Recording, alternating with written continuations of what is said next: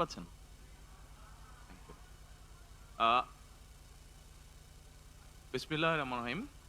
Before I start delivering my statement, we can see that we have a huge number of journalist friends who have come from outside Bangladesh. So before I deliver my statement in Bangla, I would like to say something very briefly in English for our friends who have come from outside Bangladesh. Dear fellow citizens, distinguished journalists from home and abroad, good afternoon and Assalamu alaikum. The freedom-loving, pro-democracy people of the country have once again brought victory to the Bangladesh Nationalist Party, BNP. Alhamdulillah. This victory belongs to Bangladesh. This victory belongs to democracy. This victory belongs to the people who aspire to and have sacrificed for democracy. From today, we are all free, with the true essence of freedom and rights restored.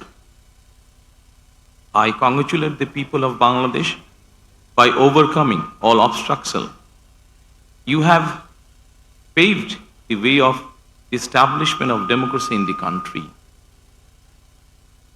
We are about to bring our journey in a situation marked by a fragile economy, left behind by the authoritarian regime, weakened constitution and statutory institution, and a deteriorating law and order situation. With your spontaneous participation, after more than 1.5 decades, a parliament and government accountable to the people through direct voting are being reestablished in the country. To ensure that no evil force can reestablish autocracy in the country, and to ensure that the nation is not turned into a subservient state, we must remain united and uphold the will of the people. A total of 51 political parties participated in this election, including Jamaat-e-Islami, NCP, Islami Andolan Bangladesh, Jamaat Ulema Islam, and Gano Adhikar Parishad, among others. I extend my sincere congratulations to every political party that participated in the national election, irrespective of the results. In a democratic state and political system, political parties are the true beacon of democracy. If both the government and the opposition play responsible roles from their respective position, democracy will surely take institutional form in the country.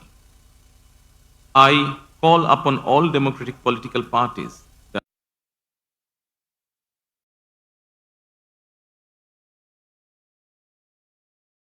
nation building process. Our paths and opinions may differ, but in the interest of the country, we must remain united. I firmly believe that national unity is our collective strength, while division is our weakness. Dear friends, now I would like to deliver my statement in Bangla. My colleagues, they will provide you the translated copy after I finish. Thank you so much. প্রিয় বাংলাদেশী, প্রিয় দেশবাসী, আসসালামু আলাইকুম। দেশের স্বাধীনতা প্রিয় গণতন্ত্র প্রিয় জনগণ আবারও বিএনপিকে বিজয়ী করেছে। আলহামদুলিল্লাহ।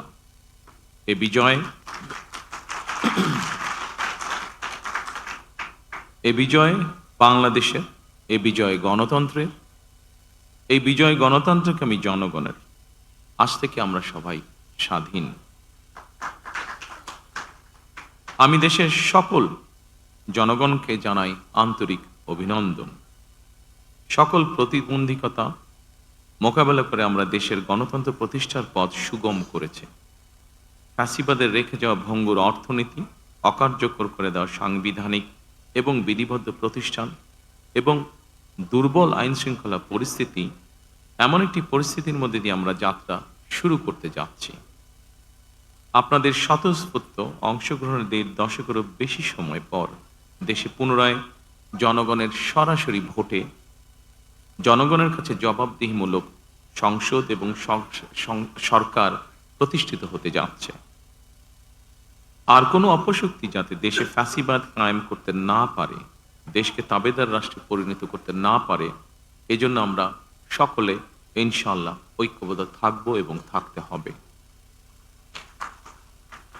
জামাতে ইসলাম, এনসিপি, ইসলামী আন্দোলন বাংলাদেশ, জমিয়তুল ইসলাম, গণ অধিকার পরিষদ সহ ৫১টি রাজনৈতিক দল এই নির্বাচনে অংশগ্রহণ করেছিল। জাতীয় নির্বাচনে অংশগ্রহণকারী প্রতিটি রাজনৈতিক দলকেও আন্তরিক অভিনন্দন জানাই। গণতান্ত্রিক রাষ্ট্র এবং রাজনীতিতে রাজনৈতিক দলগুলো মূলত গণতন্ত্রের বাতিঘর। সরকার এবং বিরোধী দল যে যার অবস্থান থেকে দায়িত্বশীল ভূমিকা পালন করলে অবশ্যই দেশে গণতন্ত্র প্রাতিষ্ঠানিক রূপ পাবে বলে আমরা দৃঢ়ভাবে বিশ্বাসী। নির্বাচনে অংশগ্রহণকারী প্রতিটি গণতান্ত্রিক রাজনৈতিক দলগুলোর প্রতি আহ্বান জানাই, দেশ গঠনে আপনাদের চিন্তা ভাবনা আমাদের কাছে অত্যন্ত গুরুত্বপূর্ণ। আমাদের পথ এবং মত ভিন্ন থাকতে পারে, কিন্তু দেশের সাথে আমরা সবাই এক। আমি বিশ্বাস করি জাতীয় ঐক্য আমাদের শক্তি, বিভাজন আমাদের দুর্বলতা। প্রিয় দেশবাসী, জনমনে সৃষ্ট সকল সংশয় কাটিয়ে শেষ পর্যন্ত দেশে শান্তিপূর্ণভাবে একটি অবাধ, সুষ্ঠু এবং নিরপেক্ষ নির্বাচন অনুষ্ঠিত হয়েছে। এজন্য অন্তর্বর্তীকালীন সরকার এবং নির্বাচন কমিশনকে বিশেষ ধন্যবাদ জানাই। জনগণের প্রত্যাশিত এই নির্বাচন অনুষ্ঠানের জন্য গণতন্ত্রের ইতিহাসে আপনাদের অবদান স্মরণীয় হয়ে থাকবে। নিরপেক্ষ নির্বাচন অনুষ্ঠানের সঙ্গে সংশ্লিষ্ট বিচারিক কর্মকর্তা, জনপ্রশাসন, সশস্ত্র বাহিনী এবং আইন শৃঙ্খলা বাহিনী সকল কর্মকর্তা, সদস্য এবং রিটার্নিং অফিসার, সহকারী রিটার্নিং অফিসার, প্রিজাইডিং অফিসার, সহকারী প্রিজাইডিং অফিসার এবং পোলিং অফিসার সহ সংশ্লিষ্ট ব্যক্তিবর্গ, আপনাদের আন্তরিকতা এবং দায়িত্বশীল ভূমিকা ছাড়া অবাধ এবং সুষ্ঠু নির্বাচন সম্ভব হতো না। আপনাদেরকে অসংখ্য ধন্যবাদ। এই নির্বাচনে দেশি এবং বিদেশি গণমাধ্যম এবং পর্যবেক্ষকদের ভূমিকাও ছিল অত্যন্ত গুরুত্বপূর্ণ।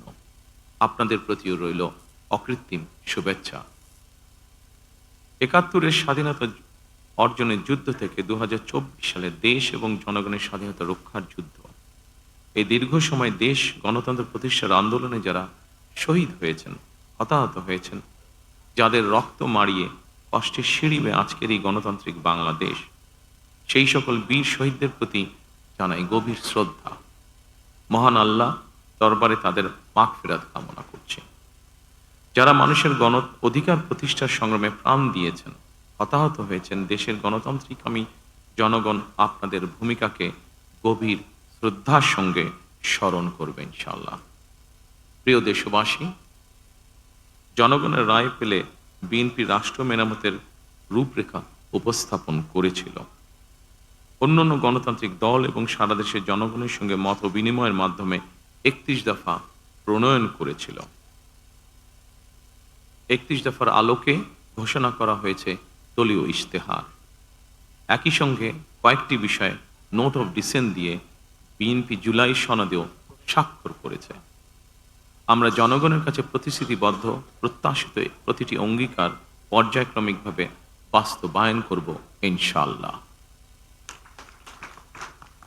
সারা দেশে বাংলাদেশ জাতীয়তাবাদী দল বিএনপি সর্বস্তরের নেতা কর্মী সমর্থক ছাড়াও দেশের গণতান্ত্রিকামী জনগণের সামনে আজকের এই সময়টি অত্যন্ত গুরুত্বপূর্ণ এবং আনন্দের। এমন এক আনন্দঘন পরিবেশে আপসীন দেশনেত্রী বেগম খালেদা জিয়ার অনুপস্থিতি আমাদেরকে করেছে ভারাক্রান্ত। রাষ্ট্র ও রাজনীতিতে জনগণের অধিকার প্রতিষ্ঠার এমন একটি গণতান্ত্রিক সময়ের প্রত্যাশায় তিনি ফ্যাসিবাদের বিরুদ্ধে আপোষহীন লড়াই করেছিলেন। স্বৈরাচার কিংবা ফ্যাসিবাদের সঙ্গে কখনো আপোষ করেননি। দেশ এবং জনগণের স্বার্থে প্রশ্নে বরাবরই তিনি ছিলেন অটল, অবিচল।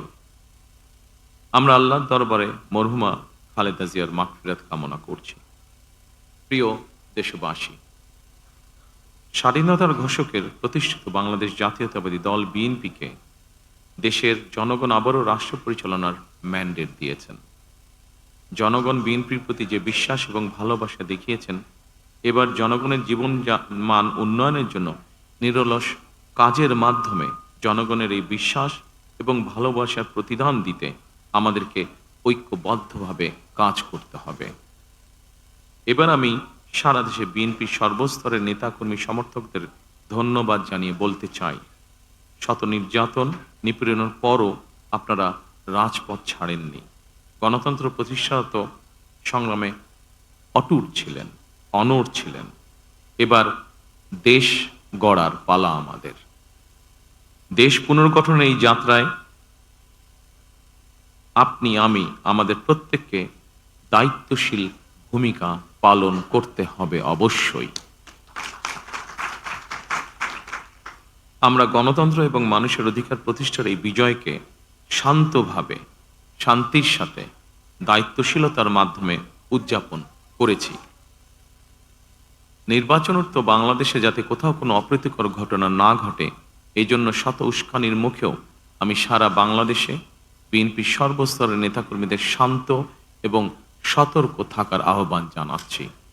কোনো অপশক্তি যাতে পরিস্থিতির সুযোগ নিয়ে কোনো অপ্রীতিকর ঘটনা ঘটানোর সুযোগ নিতে না পারে, এজন্য নির্বাচনোত্তর নিরঙ্কুশ বিজয়ের অর্জনের পরও আমি সারা দেশে বিএনপি এবং জোটভুক্ত দলের সর্বস্তরের নেতাকর্মীদের বিজয় মিছিল বের করতে নিষেধ করেছিলাম। আমরা আল্লাহর দরবারে শুকরিয়া আদায়ের মাধ্যমে বিজয় উৎসব পালন করেছি। আমার বক্তব্য স্পষ্ট, যে কোনো মূল্যে অবশ্যই শান্তি এবং শৃঙ্খলা বজায় রাখতে হবে। কোনো রকমের অন্যায় কিংবা বিয়ানি কর্মকাণ্ড আমরা বরদাস্ত করব না।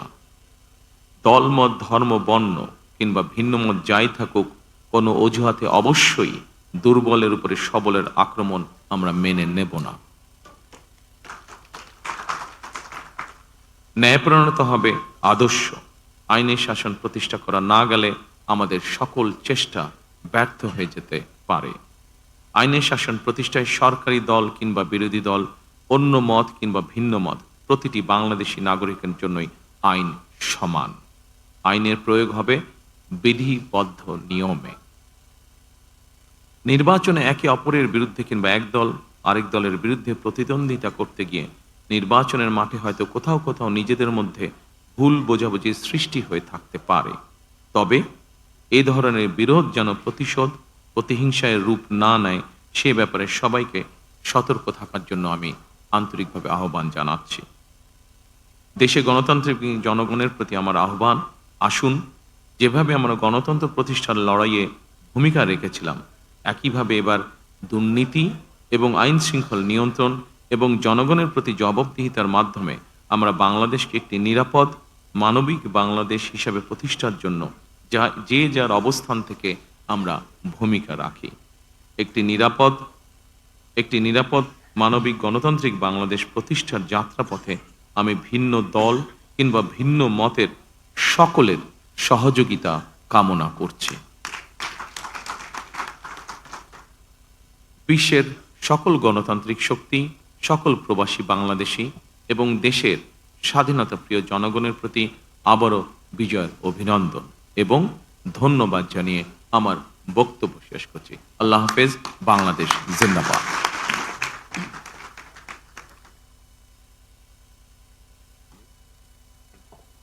অনুষ্ঠানের এই পর্যায়ে বিএনপির জাতীয় স্থায়ী কমিটির সম্মানিত সদস্য এবং বিএনপির কেন্দ্রীয় নির্বাচন পরিচালনা কমিটির সম্মানিত চেয়ারম্যান জনাব নজরুল ইসলাম খানকে ধন্যবাদ জ্ঞাপন ও সমাপনী বক্তব্য প্রদানের বিনীত অনুরোধ জানাচ্ছি। ধন্যবাদ। বিসমিল্লাহির রহমানির রহিম। মাননীয় চেয়ারম্যান, সম্মানিত জাতীয় স্থায়ী কমিটির সদস্যবৃন্দ,